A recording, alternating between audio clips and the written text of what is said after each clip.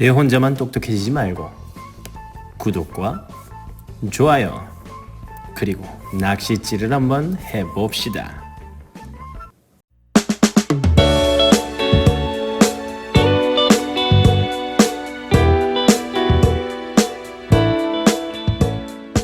여러분 안녕하세요. 6학년 국어 222쪽을 펴주세요. 다 폈나요? 우리 6단원 내용을 추론해요. 세 번째 시간인데요. 222쪽 시작하기 전에 지난 시간에 무엇을 했는지 한번 살펴보겠습니다. 우리 지난 시간에는 어떤 내용을 공부했나요? 이야기가 하나 떠오르나요?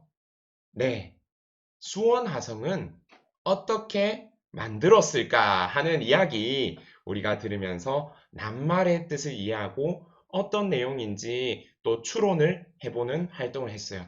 이때 내용을 추론하는 방법을 알아보았는데요. 내용을 추론하는 방법 여러 가지 우리가 살펴봤는데 기억에 남는 게 있나요? 내용을 추론하는 방법에는 어떤 것이 있었죠? 첫 번째는 우리 이야기에서 찾을 수 있는 단서를 확인해 보았어요. 그리고 또 그 이야기와 관련된 내가 아는 사실, 그리고 이미 내가 경험한 것을 떠올려 보고 연결 지어 보았어요. 그리고 또, 글에 나오는 단어를 찾아보면서 그 단어가 다이어인지 동형어인지 뜻도 한번 예상해 보고, 그리고 정확하게 알려면 국어사전 찾아보면 된다고 했죠. 이런 식으로 이야기를 읽고 어떤 특정 부분을 바탕으로 또 그것을 통해서 더 알 수 있는 내용도 추론해 보았답니다. 이런 식으로 다양하게 이야기를 듣고 추론해 보았는데요. 그렇다면 오늘 추론 퀴즈 나갑니다. 선생님이 준비한 사진 한번 보세요. 참 아름다워. 여기 능선, 그러니까 산인 것 같아요. 저 멀리 노을이 지는 것이 보이고 그 아래로 아파트도 내려다 보이네요. 그렇다는 것은 여기가 조금 높다는 거야. 맞지? 거기에다가 지금 성벽이 쌓여져 있어요. 이거 보니까 어딘 것 같아요? 느낌 오나요?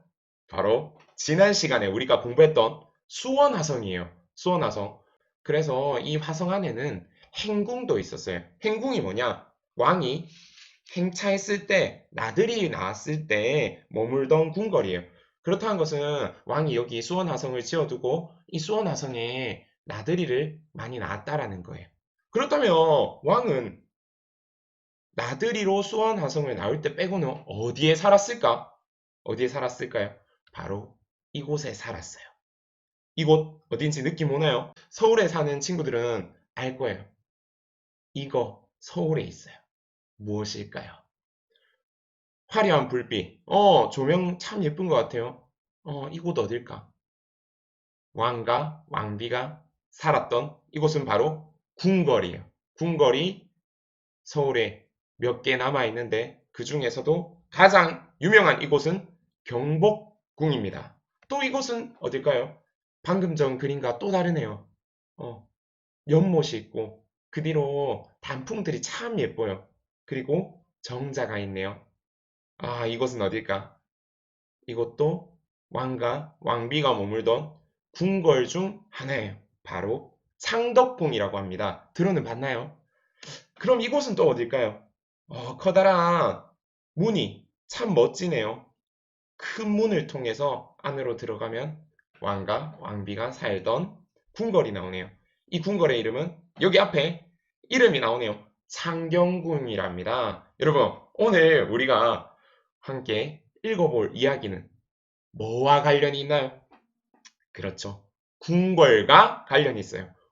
수원화성처럼 왕과 왕비가 행차했을 때 지내던 곳이 아니라 원래 왕과 왕비가 지내던 내 집 같은 궁궐을 한번 살펴볼 거예요. 자, 그러면은 오늘은 내용을 추론하면서 글을 읽어볼 텐데요. 첫 번째로는 글을 읽을 거예요. 어떤 글? 궁궐과 관련된 글을 읽고 내용을 알아볼 거예요. 두 번째는 그 글 안에 나오는 낱말이나 문장을 한번 추론해보고, 세 번째로 그 나와 관련된 경험을 이제 연결해 볼 거예요. 그리고 마지막으로 이 글쓴이가 말하고자 하는 생각을 추론해 보겠습니다. 오늘의 추론 출발해 보겠습니다. 출발하기 전에 배운 문제 공책에 적어준다면 나중에 정리하기가 참 좋겠죠? 자, 공책에 다 쓴 친구들은 출발해 보겠습니다. 출발! 자, 222쪽 폈나요? 지금부터 추론하는 방법 생각하면서 서울의 궁궐을 읽어볼 텐데요. 이 앞뒤 문장 잘 살피면서 뜻을 잘 모르는 낱말도 추론해 볼 수 있답니다. 혹시 내가 궁궐을 방문해 본 경험이 있다면 자신의 경험을 한번 떠올리면 좋겠죠? 자, 지금부터 한번 읽어보겠습니다. 1. 추론하는 방법을 생각하며 서울의 궁궐을 읽어봅시다. 서울의 궁궐. 현재 서울에 남아있는 조선시대의 궁궐은 모두 5곳으로 경복궁, 창덕궁, 창경궁, 경희궁, 경궁이다. 궁궐의 건물. 궁궐에는 왕과 왕비뿐만 아니라 왕실의 가족과 관리, 군인, 내시, 나인 등 많은 사람이 살았다. 이 사람들은 각자 자신의 신분에 알맞은 건물에서 생활했고 건물의 명칭 또한 주인의 신분에 따라 달랐다. 예컨대 궁궐에는 강령전이나 교태전과 같이 전자가 붙은 건물이 있는데 이러한 건물에는 궁궐에서 가장 신분이 높은 왕과 왕비만 살 수 있었다.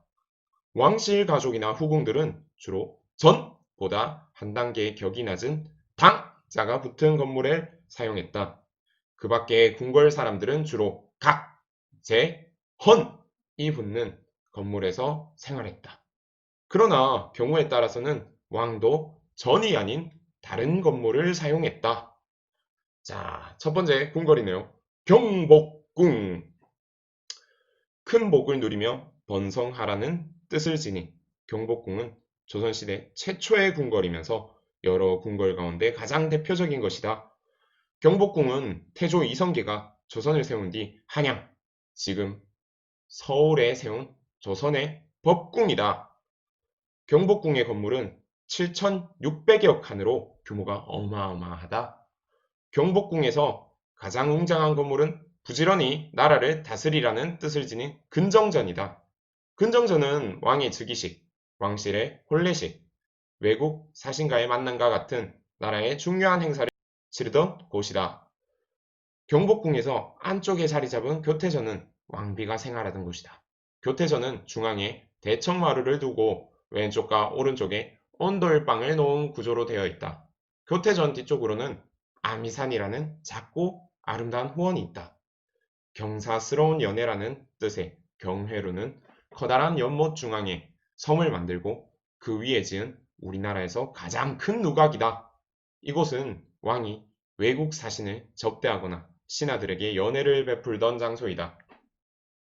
창덕궁, 두 번째 궁이네요. 창덕궁은 경복궁 동쪽에 있다고 하여 창경궁과 함께 동걸로 불렸다. 건물과 후원이 잘 어우러져 아름다우며 유네스코 세계문화유산으로 기록되었다. 산이 많은 우리나라답게 산자락에 자연스럽게 배치한 건물이 인상적이다. 넓은 후원의 정자와 연못들은 우리나라 전통 정원의 모습을 잘 보여주고 있다. 특히 부용지는 하늘은 둥글고 땅은 네모나다는 정통적 사상을 반영하여 땅을 나타내는 네모난 연못 가운데 하늘을 뜻하는 둥근 섬을 띄워놓은 형태이다. 연못 가장자리에 있는 부용정은 십자 모양의 정자로 단청이 화려하고 처마 끝 곡선이 무척 아름답다. 아, 이 상덕궁의 부용지와 부용정 사진 보이나요? 참 예쁘네요. 아까 선생님이 가을 사진 준비한 것도 이 상덕궁이었답니다. 네, 세 번째 궁이네요. 창경궁 가보겠습니다. 창경궁은 성종이 할머니들을 모시려고 지은 궁궐로 효자로 유명한 정조가 태어난 곳이기도 하여 효와 인연이 깊다. 창경궁은 임진왜란 때 불탔다가 광해군 때 제 모습을 찾았으나 그 뒤로도 큰 화재를 겪는 순환을 당했다. 문정정 앞들은 사도제사가 목숨을 잃은 비극이 일어난 곳으로 유명하다. 왕비가 생활하던 통명전 서쪽에는 아름다운 연못이 있고 뒤쪽에는 열천이라는 우물이 남아있다. 한편 일제강점기에는 일본 사람들이 상경궁에 동물원과 식물원을 만들면서 많은 건물을 헐고 이름도 창경원이라고 바꾸었다. 1983년 동물원과 식물원 일부를 옮기고 창경궁이라는 이름을 되찾았다. 아, 우리 지난 시간에 수원화성을 만들었던 정종이 태어났던 건물이 바로 창경궁이네요. 자, 그리고 다음 경희궁. 경희궁의 처음 이름은 경덕궁이었으나 영조 때 경희궁으로 고쳐 불렀다. 인조 이후 철종에 이르기까지 10대에 걸쳐 왕들이 머물렀다. 특히 영조는 25년 동안이나 이곳에 머물렀다고 한다.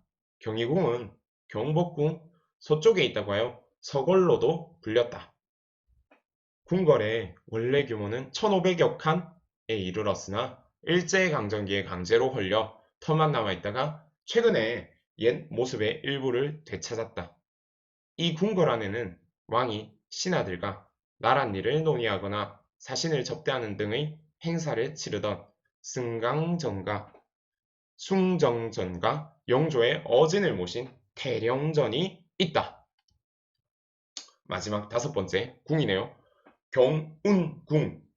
지금의 덕수궁은 원래 경운궁이라고 불렸는데 성종의 형인 월산대군의 집이었다. 선조가 임진왜란이 끝난 뒤에 서울로 돌아오니 궁궐이 모두 불타버려서 이곳을 높여 행궁으로 만들었다고 한다. 선조가 죽고 광해군이 왕위에 오른 뒤에 이 행궁을 경운궁이라고 했다. 그러다가 조선 왕조 말기에 고종이 강한 나라들의 정치적 소용돌이에 휘말리면서 거처를 경운궁으로 옮긴 뒤 비로소 궁궐다운 모습을 갖추었다. 경궁 안에는 중화전과 같은 전통적 건물, 석조전이나 정관혼과 같은 서양식 건물이 함께 들어서 있다. 중화전은 국가적 의식을 치르던 곳이고 석조전은 왕이 일상생활을 하던 곳이다.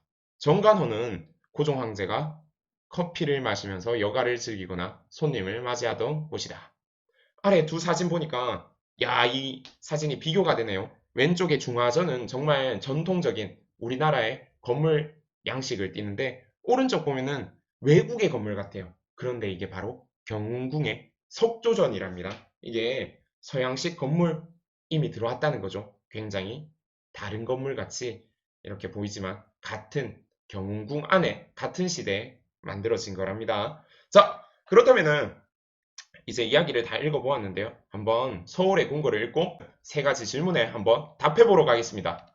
자, 첫 번째 질문. 현재 서울에 남아있는 조선시대의 궁궐은 무엇인가요? 몇 개 나왔었죠? 맞아요. 5개예요. 경복궁, 창덕궁, 창경궁, 경희궁, 경운궁 총 5개랍니다. 이러한 궁궐 안에는 다양한 건물이 있는데요. 그 건물마다 자기의 신분에 따라서 다른 건물에 산다고 했어. 그중 특히 전자가 붙은 건물에는 누가 살 수 있었어요? 맞아. 바로 가장 신분이 높은 왕과 왕비가 살았었죠. 이렇게 왕과 왕비가 산 궁궐 건물이 전자가 붙은 건물이랍니다. 세 번째 질문. 건물과 후원이 잘 어우러져 유네스코 세계문화유산으로 기록된 궁궐. 기억나나요? 바로 창덕궁이죠. 네, 이렇게 우리가 추론하는 방법을 생각하면서 서울의 궁궐을 읽어보았는데 세 질문에 답했어요. 그렇다면 이제 추론하는 방법 중에 한 개인 이야기에 나오는 낱말이나 문장의 뜻을 한번 추론해 보겠습니다. 이야기 읽다 보니까 여러분 진하게 색칠되어 있으면서 밑줄이 끄인 낱말 세 가지 발견했나요? 바로 즉위식, 단청, 소용돌이 이 세 낱말인데요. 이 세 낱말 조금 어렵죠? 이 세 낱말의 뜻을 한번 추론해보고 그렇게 생각한 까닭을 떠올려 보겠습니다. 자, 즉위식 어디 있었는지 기억나나요? 223쪽에 왕의 즉위식 하면서 나왔습니다. 즉위식 뜻 뭘까? 바로 임금의 자리에 오르는 것을 백성과 조상에게 알리기 위해 치르는 시기예요. 임금이 이제 나 임금 됐어 하면서 알리는 게 즉위식이에요. 그렇게 생각한 까닭은 뭐냐면은 앞에 왕의 즉위식이라고 했으니까 왕과 관련된 것 같아. 그리고 뒤에는 왕실의 혼례식, 외국 사신과의 만남과 같이 나라의 중요한 행사라는 말을 했으므로 이것과 왕이 결혼하거나 외국 사신을 만나는 것과 비슷하거나 혹은 제일 먼저 나왔잖아. 왕의 즉위식 이러면서 그만큼 중요하다는 행사인 것 같아. 그러면 뭐겠어? 왕이 되는 자리가 중요하기 때문에 왕의 즉위식은 왕위에 오르는 시기일 것으로 예상했습니다. 두 번째 낱말 단청은 나오네요. 옛날식 건물에 그린 그림이나 무늬 그렇게 생각한 까닭은 단청이 화려하다고 했기 때문에 야 화려하다고 표현한 것은 그림이나 무늬를 말하는 것으로 생각했다고 합니다. 똑똑해. 마지막 그럼 소용돌이 한번 추측해 봅시다. 소용돌이 몇 쪽이 나오나요? 226쪽 정치적 소용돌이 나오네요. 우리 소용돌이 하면은 떠오르는 모습 있지? 서로 엉켜서 혼란스러운 상태, 막 엉켜붙어 있는 상태예요. 뭔가 다투는 것만 같아. 정치적 소용돌이 하니까 뭐냐면은 이 낱말 뒤에 정치적 소용돌이에 휘말리면서라는 말이 있는데 이 낱말의 의미를 찾기 위해서 앞뒤 문장을 살펴보면은 더 뜻을 잘 살필 수 있어요. 이 휘말리다라는 말이 있고 낱말에 돌이라는 표현이 있으니까 이 돌아가면서 뭔가 혼란스럽고 엉켜있는 모습을 떠올릴 수 있어요. 자, 이런 식으로 우리는 낱말을 추론해 보았습니다. 자, 그러면 다음. 그래서 뜻을 알지 못하는 낱말이나 문장을 어떻게 이해할 수 있었어요? 방금 전처럼 앞뒤 문장을 살피면 돼요. 맞죠? 그리고 그 문장의 뜻이 어떤 뜻일까라는 것을 추론해 보면서 낱말의 뜻을 추론할 수 있어요. 이렇게 낱말의 뜻을 추론하면 대충 그 낱말의 의미를 알 수 있는데 정확한 낱말의 뜻을 알려면은 그 다음에 국어 사전을 살펴보면 참 좋겠죠. 이렇게 낱말의 뜻도 추론해 보았답니다. 이제는 서울의 궁궐을 요약해 볼 거예요. 그리고 요약하면서 혹시 내가 관련된 경험이 있는지 살펴볼게요. 이거를 작은 주제로 한번 요약해 보려고 해요. 몇 개의 작은 주제로 나눌 수 있나요? 한번 보면은 들어가는 말이라는 주제로 한번 나눌 수 있고 궁궐의 건물로 이렇게 요약할 수도 있어요. 그 다음엔 경복궁, 창덕궁, 창경궁, 경희궁, 경운궁 등 5개의 궁궐로 주제를 나눴네요. 총 7가지 작은 주제를 한번 살펴보겠습니다. 첫 번째 주제, 들어가는 말. 서울에 남아있는 조선시대 궁궐은 모두 몇 개다? 5개이다. 5곳이다. 궁궐에는 사람이 많이 살았는데 각자 뭐에 알맞게? 그렇지. 각자 신분에 알맞은 건물에 생활했다. 경복궁은요, 조선시대 최초의 궁궐로 태조가 한양에 만든 뭐다?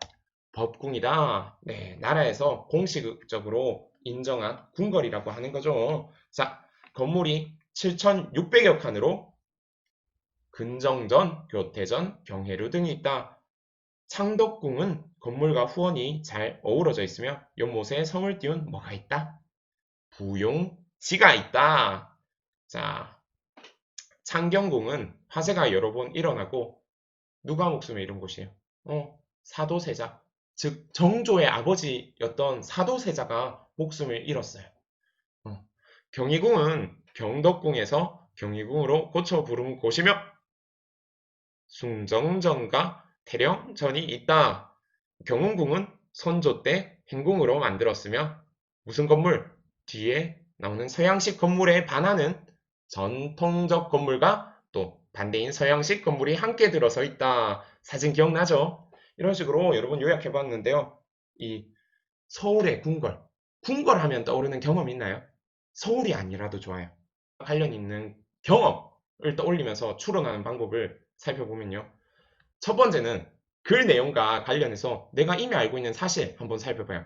또 글과 관련돼 있는 경험도 한번 떠올려봐요. 그리고 마지막으로 글에 나오는 낱말의 뜻을 한번 추론해보면 좋답니다. 이 중에서 우리는 경험을 떠올려 볼 거예요. 경험 떠올린 두 친구 이야기 먼저 들어볼게요.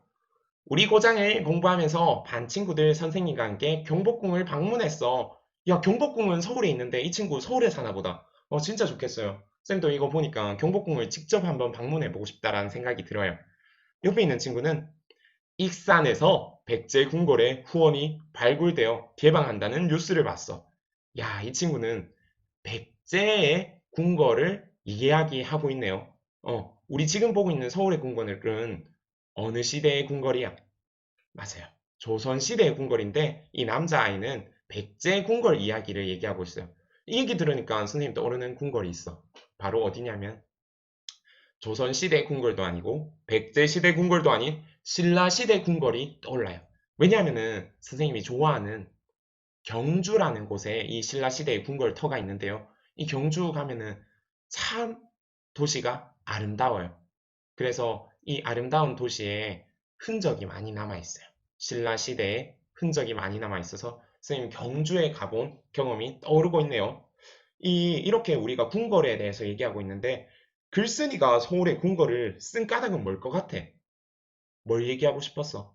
궁궐에 대해서 얘기하고 싶었죠. 바로 글쓴이는 서울에 남아있는 조선시대 궁궐이 몇 개인지 그 궁궐은 무엇인지 알려주고 싶었어요. 그리고 그 궁궐들이 가지고 있는 각각의 의미와 아름다움이 있다는 것을 모두 알려주고 싶었던 거예요. 보니까 덕분에 선생님이 글쓴이 덕분에 서울의 궁궐이 몇 개인지 그 궁궐 이름도 알게 되었고 궁궐마다 특징을 알게 됐어요. 뭐가 아름답고 어떤 건물들이 있는지 알게 됐네요. 여러분도 그런가요? 가고 싶다라는 생각도 들어요. 이렇게 한번 오늘 읽어본 서울의 궁궐을 통해서 한번 글쓴이의 생각을 추론해 볼 거예요. 서울의 궁궐을 읽고 여러분은 어떤 점을 새롭게 알게 되었나요? 방금 전에 얘기했듯이 서울에 남아있는 조선의 궁궐이 5개라는 것, 그리고 그 5개 이름이 무엇인지 정확하게 알았어요. 그리고 궁궐 사람들이 그 궁궐 안에서 다양한 건물 안에서 자신의 신분에 맞게 살았다는 것도 알게 되었답니다. 여러분 이런 알게 된 내용을 바탕으로 무엇을 추론하면서 글을 읽었나요? 이 글쓴이가 조선의 궁궐에 어떤 특징이 있는지 알려주고 싶다는 것을 추론할 수 있었어요. 또 이 마지막에 여러분 이 궁궐들을 살펴보면서 뭘 알게 되었냐면은 강했던 조선시대 왕권이 약화되고 있다는 것을 알게 되었어요. 언제? 보니까 지금 창경궁 기억나요? 창경궁. 창경궁이 어디였냐면은 정조가 태어난 곳이자 정조의 아버지였던 사도세자가 죽었던 곳이에요. 그런데 이 창경궁이 이렇게 역사적 의미가 있는데 일제강점기 때 이 창경궁을 일본 사람들이 뭘로 바꿨어? 야, 궁궐이 아니라 식물원과 동물원으로 바꿨대. 야, 그렇다는 것은 왕권이 어떻게 됐다는 거야? 엄청 약해졌다는 거죠. 왕이 자기 힘을 쓸 수 없었던 거야. 야, 왕의 집을 뭘로 만들었어? 식물원이랑 동물원으로 만들었대. 이런 식으로 일본 사람들이 일제강점기 때 건물을 마음대로 했다는 것 통해서 일제강점기가 되면서 점점 왕실이 힘을 잃었다는 것도 알게 되었어요. 추론해 볼 수 있었죠. 이런 걸 보니까 이 궁궐 이야기가 참 재밌고도 궁궐 이야기를 통해서도 다양한 걸 추론할 수 있는데요. 선생님이 한 개의 이야기를 더 준비했어요. 궁궐의 꽃담장과 치병을 보면서 서울의 궁궐에 대해서 조금 더 알아볼 거예요. 이 영상을 보고 조금 더 새로운 사실을 한번 정리해 보겠습니다.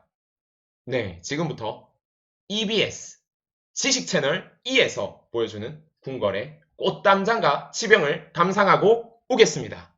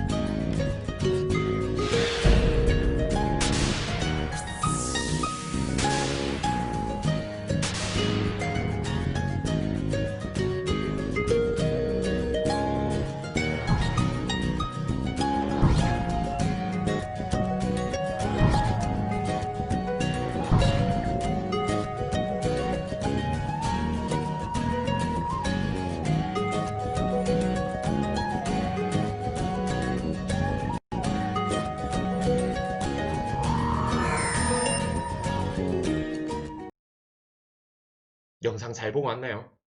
네, 궁궐의 꽃담장과 치병을 보고 새롭게 안 사실을 한번 정리해 볼게요.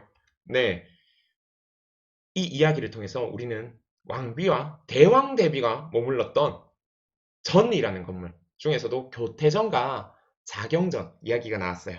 그 중에서 이 교태전과 자경전에는 꽃담장이 있는데요. 이 아름다운 꽃담장으로 이루어져 있다는 것을 알게 되었어요. 그리고 선생님은 이 영상을 통해서 궁궐의 벽에도 다양한 이야기와 정성이 담겨져 있다는 것을 알게 됐어요. 늘 궁궐하면 멀리서 보는 으리으리한 모습, 그리고 궁궐, 건물을 본다고 우리가 담장이나 이런 벽을 살피진 않았던 것 같은데, 이 확실히 왕과 왕비가 살던 궁궐이다 보니까, 이 담장 하나, 벽 하나도 그냥 허투루 만드는 게 없는 것 같아요. 예쁜 것들을 담아내고, 또 의미가 좋은 것들을 잘 무늬를 새긴 것 같아요. 이거 보니까 선생님은 어떤 생각이 들었냐면 더 조사해서 알고 싶다라는 생각이 들었어요. 뭘 조사하고 싶을 것 같아? 여러분 뭘 조사하고 싶어요? 선생님은 이렇게 다양한 궁궐과 건물이 있는 서울의 궁궐이 어디에 위치했는지, 또 그렇게 위치한 이유는 무엇인지 보니까 경복궁이 먼저 지어졌고 동거리라고 불리고 서거리라고 불리는데 정말 가까이 있는지 그런 것들을 지도를 통해서 한번 살폈으면 좋겠어요. 한번 살펴봐야겠다는 생각이 들었습니다. 여러분이 궁금한 사실은 무엇인가요? 서울의 궁궐 하면 뭐가 떠올라요? 뭐가 떠오른가요? 이런 식으로 더 알고 싶은 내용을 한번 적어주고 한번 인터넷으로 조사해 보세요.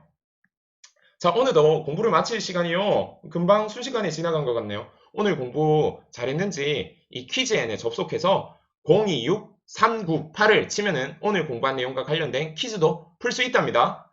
공책에 적어놓은 배운 목표를 꺼냈나요? 거기에다가 한번 보면요. 오늘은 내용을 추론하면서 글을 읽어보았어요. 바로 서울의 궁궐이라는 글을 읽어보면서 내용을 추론했는데요. 오늘 알게 된 점, 그리고 조금 아쉬웠던 점 혹시 있으면, 그리고 우리가 일상생활에서 오늘 공부한 내용과 관련지어서 실천할 수 있는 점을 한 줄씩 공책에 적어준다면 오늘의 수업이 잘 기억에 남을 거라고 생각합니다.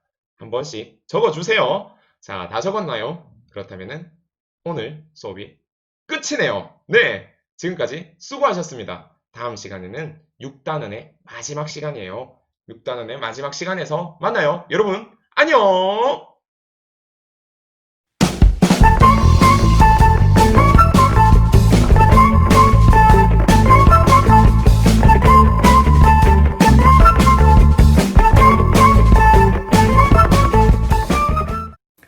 내 혼자만 똑똑해지지 말고 구독과 좋아요 그리고 낚싯질을 한번 해봅시다.